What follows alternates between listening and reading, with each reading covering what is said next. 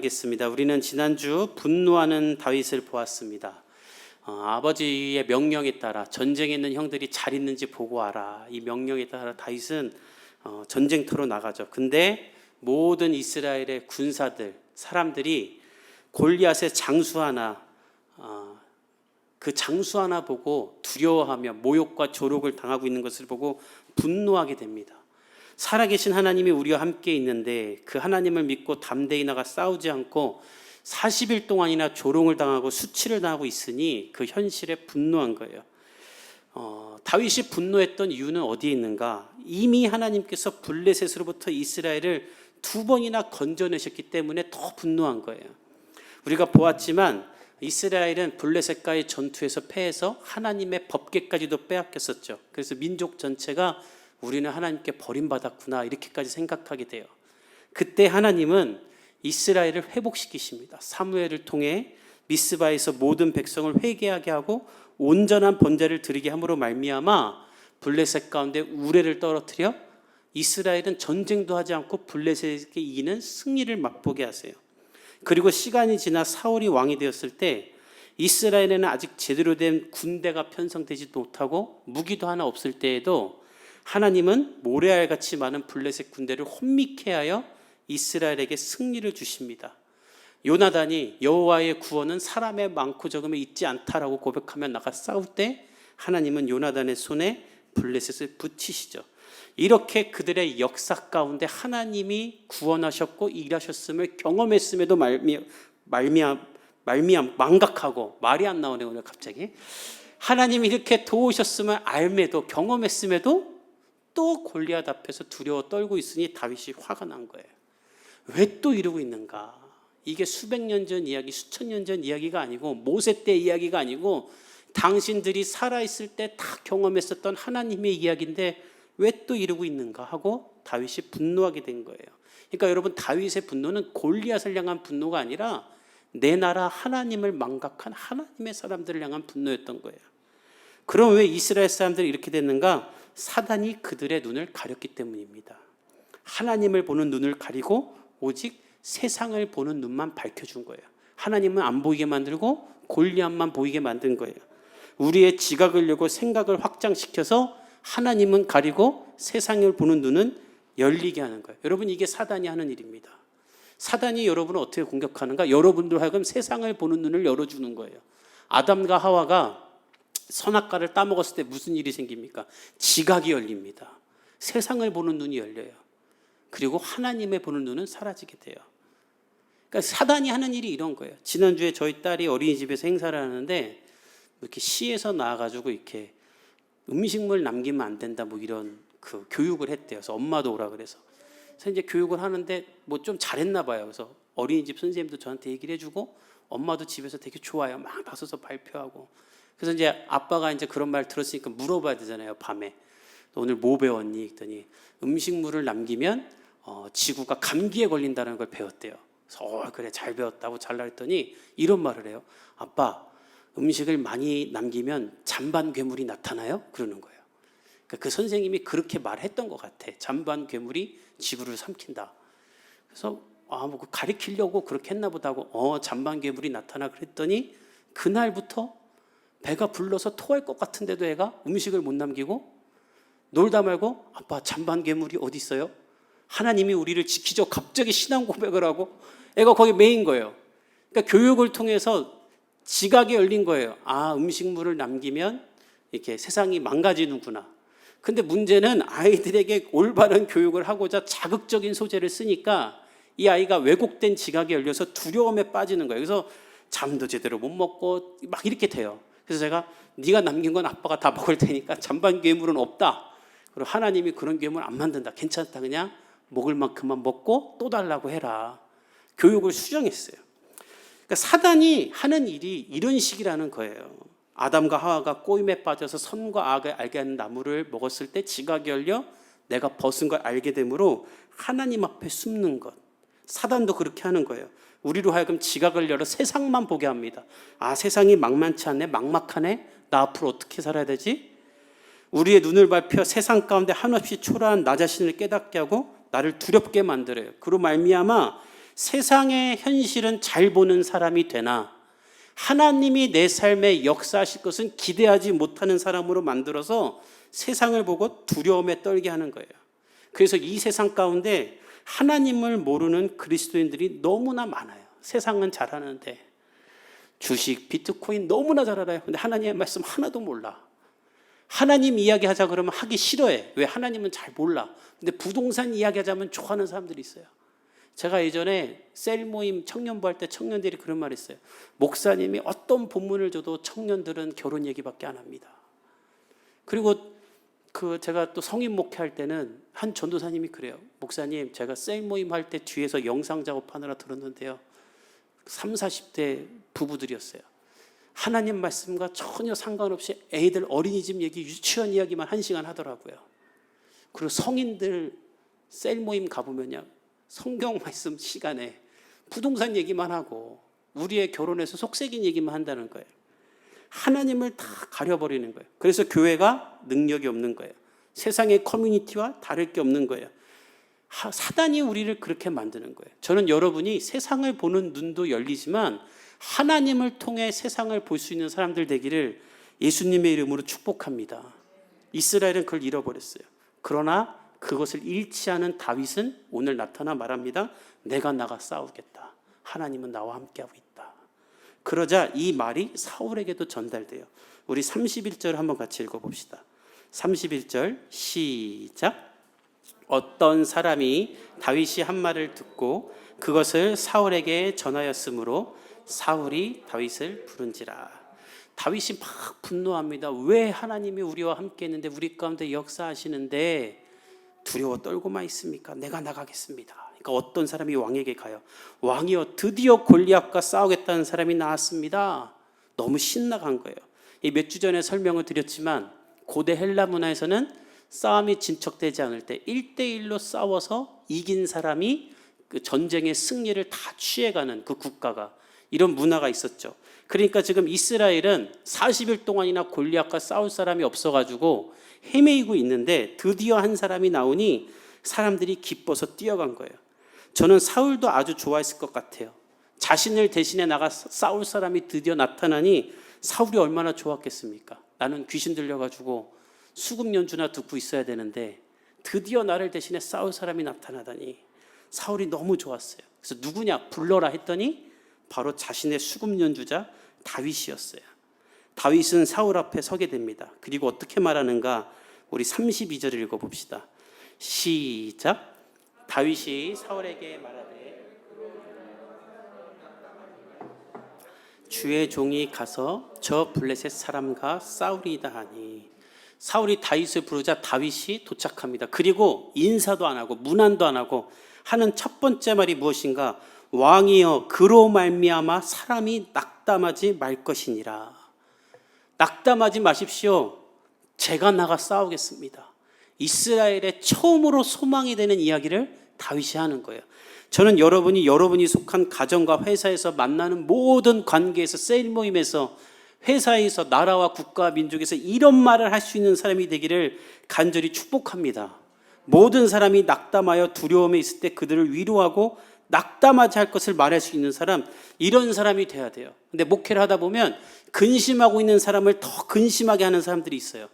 그 사람 만나면 어떤 근심도 생겨요. 뭐 세상을 알게 해줬다면서 막 더 근심거리 만들고, 자기가 되게 영적인 사람인 마냥 뭐 이렇게 그 사람에게 더 이렇게 비관적인 얘기하면서 낙담시키고, 조언이라고 하면서 낙담시키고, 야 나니까 너한테 말해준다 하면서 더 근심 가운데 해주고. 여러분 주변에 그런 사람은 끊어버리길 축복합니다. 여러분도 그런 사람 되지 마세요. 여러분이 다윗과 같은 사람이 돼야 돼요. 다윗은 어린 소년이지만 이스라엘의 처음으로 소망을 말해요. 근데 이 소망은 사울에게만 하는 것이 아니라 이 32절에 사람이 낙담하지 말 것이다 라고 말할 때 이 사람이 전 인류를 지칭하는 말이에요. 즉 다윗은 지금 무슨 말을 하냐면, 하나님과 함께 하실 때에는 어떠한 상황에도 낙담할 사람은 없습니다 라고 말하는 거예요. 하나님이 함께하면 낙담할 상황이 없는 줄 믿습니다.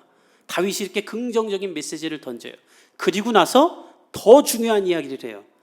그냥 무책임하게 왕이여 다 잘 될 거니까 걱정하지 마십시오. 하나님이 우리와 함께 있습니다. 이렇게 뜬구름 잡는 이야기를 하는 것이 아니라 분명한 대안을 말하는데 그 대안이 무엇인가? 내가 나가서 싸우겠습니다. 이게 또 중요해요. 여러분이 누군가를 위로하는 말을 할 때 그냥 너무 쉽게 야 하나님이 너와 함께하고 있어 이렇게 무책임하게 말하지 마십시오. 그렇게 말하면 안 돼요. 대안도 말해줄 수 있어야 돼요. 이제 우리 교회가 청년들이 셀 모임도 하고 부부 셀 모임도 하는데 이런 것들을 잘 기억하면서 서로 위로할 수 있길 바랍니다.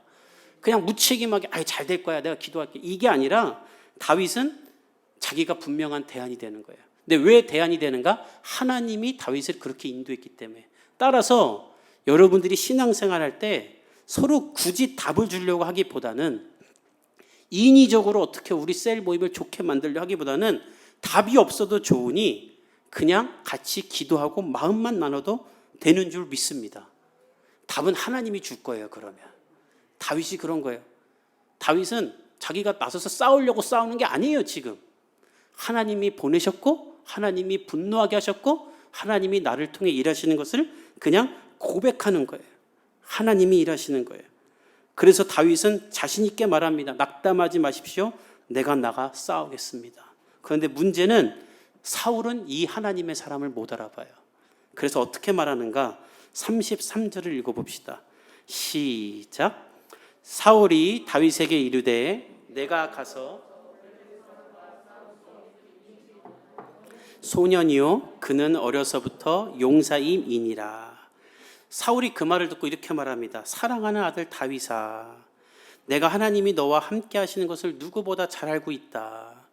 너는 내가 악한 영에 시달릴 때마다 나를 평안케 했던 하나님의 사람인 것을 내가 안다. 그러나 나는 아직 너를 골리앗과 싸우도록 내버려 둘 수가 없다. 너는 소녀이지만 그는 어려서부터 용사이다. 이 용사라는 말은 전쟁의 사람이란 말로 전쟁터에서 태어나 전쟁을 위해 살았고 전쟁하며 산 사람이라는 말을 말해요. 그러면서 다윗에게는 이렇게 말하는 거예요. 다윗아, 골리앗은 너나 너희 형처럼 전쟁이 나서 징집되어 온 군사들이 아니라 전쟁을 위해 일평생 살아온 장수이다. 그런데 양만 치던 네가 어떻게 골리앗과 싸우냐. 너무나 세상을 잘 알고 상황 파악을 잘하는 거예요. 사울의 말이 다 맞죠. 그래서 사울은 다윗을 말리는 거예요. 다윗이 하나님과 함께하는 사람인 것은 알지만 수금 탈 때는 하나님이 함께하는 사람이지 이 전쟁터에서도 하나님이 함께할 것이라고는 생각하지 못하는 거예요. 그러자 이 말에 다윗이 어떻게 말하는가? 우리 34절에서 35절 읽어봅시다. 시작.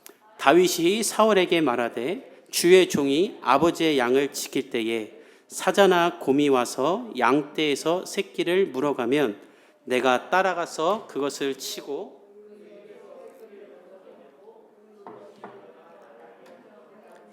내가 그 수염을 잡고 그것을 쳐 죽였나이다. 양만 치던 네가 골리앗을 상대할 수 없다라고 말하자 다윗이 어떻게 말하냐면 왕이여, 저는 저 푸른 초원 위에서 그림 같은 집 짓고 한가롭게 양을 치던 양치기 소년이 아닙니다. 나는 사자나 곰이 와서 양을 잡아가면 아예 한 마리 정도는 주자 하고 그냥 그렇게 양치던 다른 목자처럼 살지 않았습니다. 저는 양을 가져가던 곰과 양을 끝까지 쫓아가 그들을 죽였고 그 입에서 양새끼를 건졌고 나는 그렇게 용사처럼 양을 치던 사람입니다. 나 또한 용사입니다 라고 다윗이 말하는 거예요. 그러면서 다윗은 이렇게 말을 해요. 우리 36절에서 37절을 읽어봅시다. 시작. 주의 종이 사자와 곰도 쳤은즉 살아계시는 하나님의 군대를 모욕한 이 할례받지 않은 블레셋 사람이리이까 그가 그 짐승의 하나와 같이 되리이다. 또 다윗이 이르되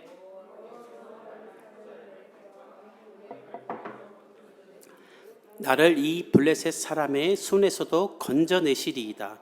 사울이 다윗에게 이르되 가라, 여호와께서 너와 함께 계시기를 원하노라. 다윗은 말이야, 왕이여 내가 곰하고 사자하고도 싸웠는데 양 한 마리 구하려고도 싸웠는데 이 하나님의 나라를 조롱하는 저 골리앗과 어찌 안 싸울 수가 있습니까?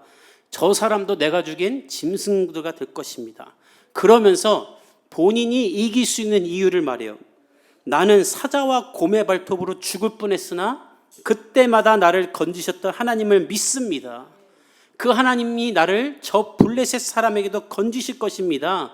이 말은 왕이여 나를 못 믿겠으면 나를 구하신 하나님이라도 믿어달라는 거예요. 나를 못 믿겠으면 하나님이라도 신뢰하라는 거예요. 사울에게 하나님을 신뢰하라고 촉구하는 거예요. 근데 여러분, 중요한 것은 무엇인가? 사자와 곰으로부터 다윗을 건지신 이 하나님을 다윗만 경험했을까요? 아니에요. 여러분, 잘 기억해야 돼요. 다윗에게만 이런 특별한 능력과 경험을 하나님이 주었던 거기 때문에 다윗만 이런 말을 할 수 있는 것인가? 아니에요. 여러분, 하나님은 목사에게만 축복 주고 그런 하나님이 아닙니다. 자신의 자녀들, 예수를 주로 고백하는 모든 사람들, 하나님의 성도들에게 하나님은 모두에게 복 주시는 하나님인 줄 믿습니다. 다만 한 가지 차이가 있어요. 내가 하나님께로부터 온 그 복과 은혜와 축복을 기억하고 있는 사람인가 아닌가, 이 차이인 거예요. 다윗은 그걸 기억하는 것이고 사울은 이것을 기억 못해요. 사울도 여러분, 수천 대의 병거와 마병이 끌고 왔을 때 하나님이 그를 이기게 하십니다. 그러니까 다윗이 사자와 곰을 이긴 것보다 더한 승리를 사울에게도 주셨었어요. 근데 사울은 그것을 기억 못하는 거예요. 성도들도 이렇게 나눠요. 하나님이 내 삶에 하신 일을 깨닫고 감사하고 영광 돌리고 있는 사람이 있는가 하면 하나님이 은혜를 주셨고 하나님이 하신 일인데 하나님이 하신 일인 줄도 몰라요. 그래서 감사도 못하는 사람들도 있어요.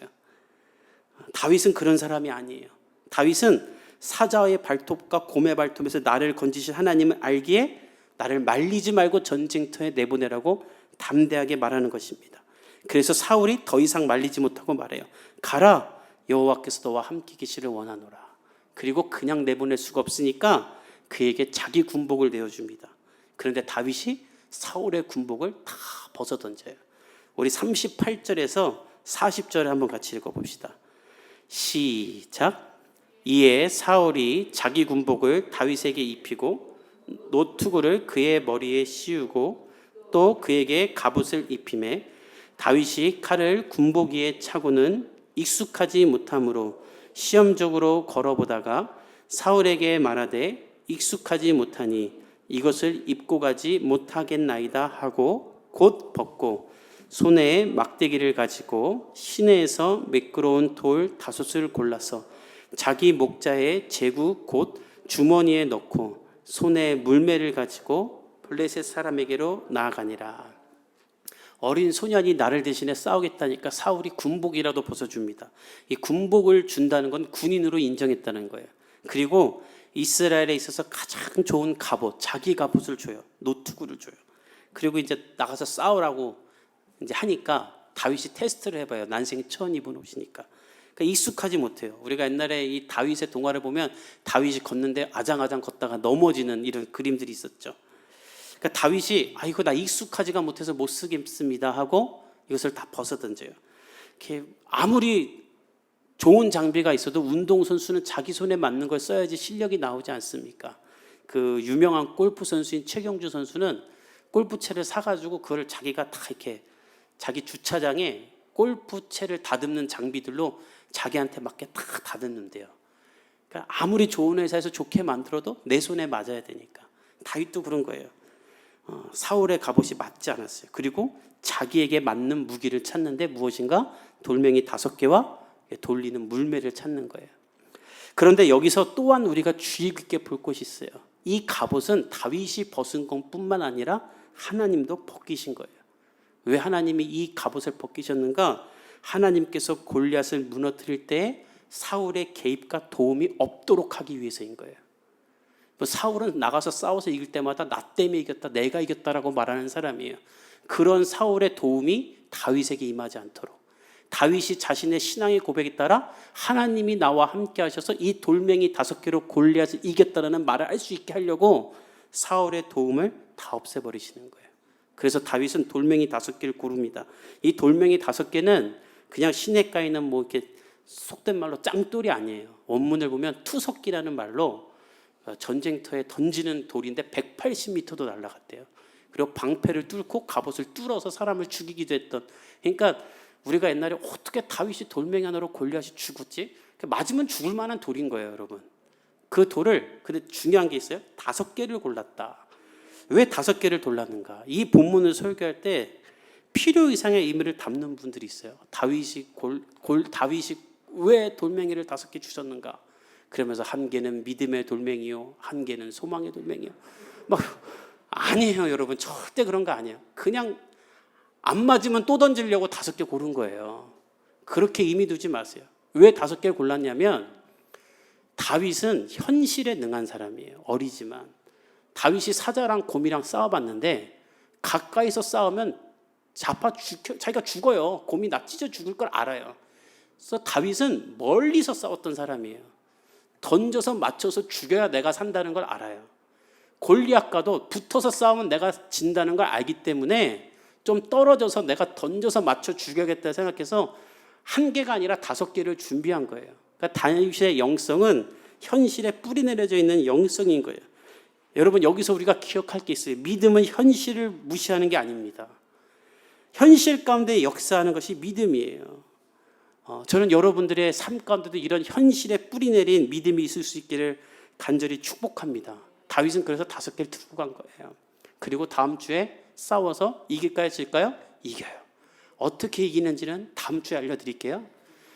중요한 것은 오늘 이 본문을 통해 우리가 다윗처럼 두려움과 낭망이 가득한 이 시대 가운데, 수많은 비관적인 전망이 나오는 이 시대 가운데 저와 여러분이 사람들의 근심을 덜어주며 세상의 대안이 되는 사람이 될 수 있기를 예수님의 이름으로 축복합니다. 하나님도 세상도 그런 사람을 찾고 있어요. 그러기 위해서는 2가지가 필요해요. 다윗이 세상 앞에 담대히 나갈 수 있었던 힘, 하나님을 경험하는 이 사건들이 여러분 삶 가운데 많이 있기를 축복합니다. 그래서 기도하세요. 아주 사소한 것도 하나님의 응답이 매일매일 있도록. 뭐 간증하라 그러면 1년 전, 10년 전 가는 사람이 있어요. 그 사람은 틀린 거예요. 어떤 목사님이 3개월 넘어서 이뤄진 간증은 간증으로 취급하지 말라라는 거예요.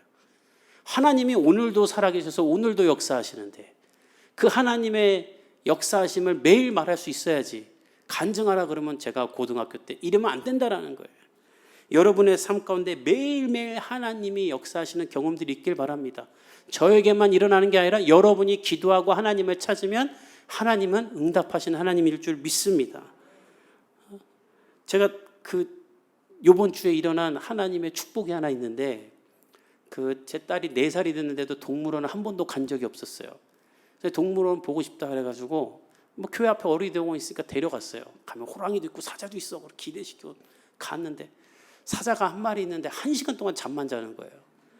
그래서 이건 안 되겠다 해서 옆에 호랑이를 보러 가는데 호랑이가 안 보여요. 그래서 제가 위에 올라가서 봤더니 호랑이 마당이 한 100평 되는데 그늘이 딱 3평 들어와요.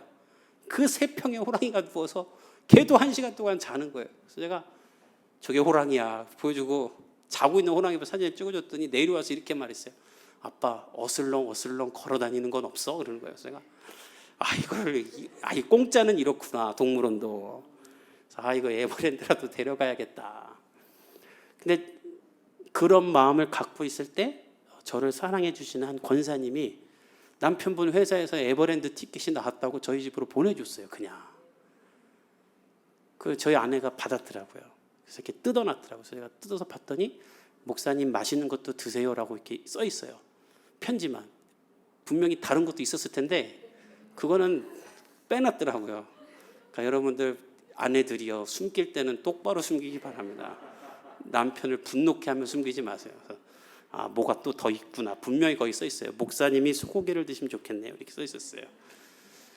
여러분, 아주 에버랜드 가려면 제가 가죠. 그거 못 가겠습니까? 그러나 기도하는 거예요. 그것도 하나님이 그걸 응답하시는 거예요.